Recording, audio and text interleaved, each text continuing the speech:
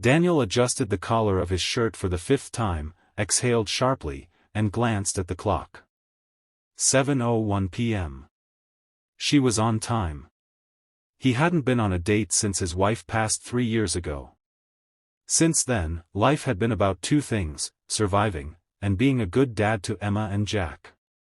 At 6 and 4, they were his whole world. Romance had felt like something for other people, people with time, less grief, and fewer juice stains on their shirts. The doorbell rang. His heart jumped. This was his first blind date, set up by his younger sister who practically begged him to get back out there. "She's kind," she'd said. "She gets it."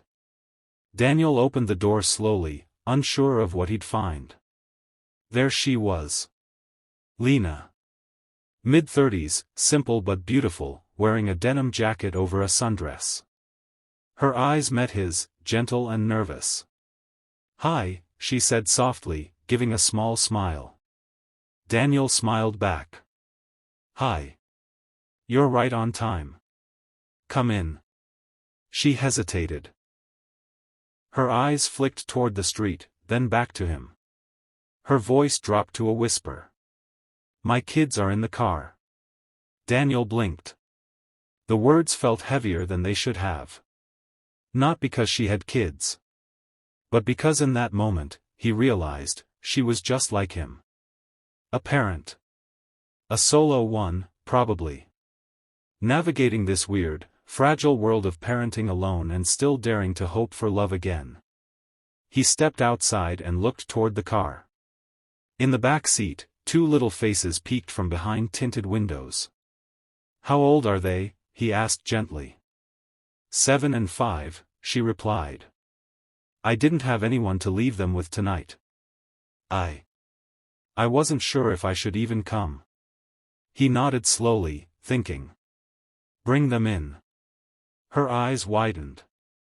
"You're serious?" "Yeah," he smiled. "I've got two of my own. They're with my neighbor for the night. But if we're doing this, we might as well know who we really are, not just the cleaned-up dinner version." Lena stared at him for a moment, then let out a breath of relief. She went to the car, opened the back door, and gently coaxed her kids out. A little boy clutched her hand tightly. A girl stood a step behind her, curious and shy. Inside, Daniel brought out juice boxes from the fridge and set up a small plate of cookies. The kids cautiously accepted the offerings, and soon the living room echoed with the laughter of cartoons. In the kitchen, Lena and Daniel sat at the table, sipping tea instead of wine, and began to talk. She was a nurse. Widowed 2 years ago. Her husband had died in a car accident on his way to pick up their daughter from school. Life had crumbled. But she had kept going, for the kids. Daniel shared his story too. His wife had lost her battle with cancer. Watching someone you love fade slowly, knowing you can't stop it, that changed you. What surprised both of them wasn't the tragedy they shared, but how easy it was to talk about it. How unforced everything felt. "Do you ever feel," Lena asked, "like you're just pretending to be okay, for them?" Daniel nodded. "Every day. But then I hear Emma giggle or Jack hug me for no reason and suddenly, I remember why I get up in the morning." They both smiled, eyes a little misty. Suddenly, from the living room came a crash, followed by laughter. One of Lena's kids had knocked over a pillow fort. The two adults rushed in together and helped rebuild it with them. And as they sat surrounded by cushions, juice boxes, and chaotic joy, something warm and unfamiliar settled in Daniel's chest. Hope. Over the next few weeks, Daniel and Lena kept seeing each other. Not in the traditional candlelit dinners or weekend getaways kind of way. But in school pickup lines, Sunday park visits, and chaotic family dinners with 4 kids fighting over who got the last chicken nugget. It wasn't always easy. Their kids had to adjust. There were tantrums, silent dinners, jealousy, and awkward questions. Daniel once caught Jack asking Lena if she was going to replace Mommy. Lena handled it with grace. "No, sweetie," she said gently. "No one can replace her. I just want to be someone you like having around." Lena's daughter struggled too. She missed her father deeply and didn't take to Daniel right away.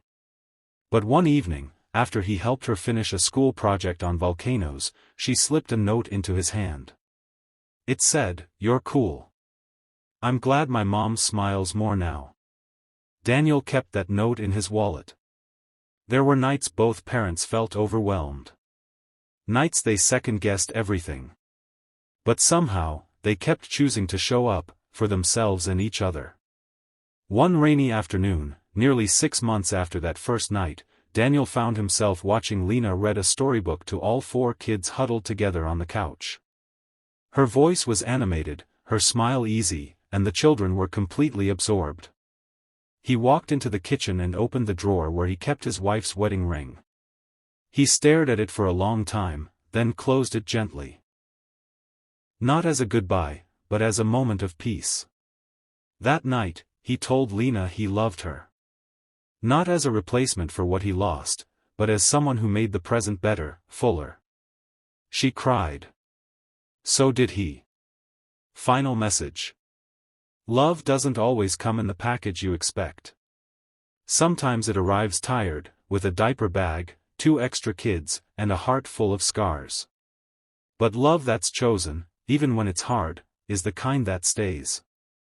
Because real family isn't just about blood. It's about showing up. Again and again.